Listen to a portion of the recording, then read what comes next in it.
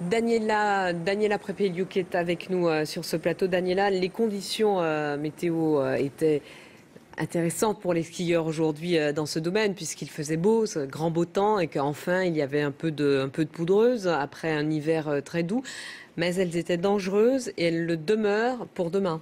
Oui, exactement. Donc c'est vrai qu'aujourd'hui, c'était vraiment une journée de répit, une journée d'accalmie avec le retour du soleil en montagne, mais également en plaine. C'était vraiment la journée la plus belle, entre guillemets, de la semaine, parce que début de semaine, on a connu des conditions très agitées avec des vents tempétueux. La neige est tombée en abondance en montagne et le vent a soufflé jusqu'à 100 km par heure. Et donc, du coup, évidemment, les conditions de ski étaient très difficiles, raison pour laquelle, en fait, Météo France avait placé justement l'Isère en vigilance, 3 sur un niveau de 5 aujourd'hui, mais à 16 heures, Météo France est passé au niveau 4 sur 5. Et en discutant avec les prévisionnistes de Météo France, ils me disaient qu'en fait, parfois, le passage d'un seul skieur ou même d'un seul randonneur pouvait provoquer une avalanche. C'est vous dire à quel point la situation était vraiment très dangereuse. Et effectivement, on attend de la neige encore pour demain dans les Alpes et du côté en Isère, 10 à 20 cm de neige supplémentaire et même à basse altitude. Donc, il faut rester absolument vigilant et éviter du ski hors piste.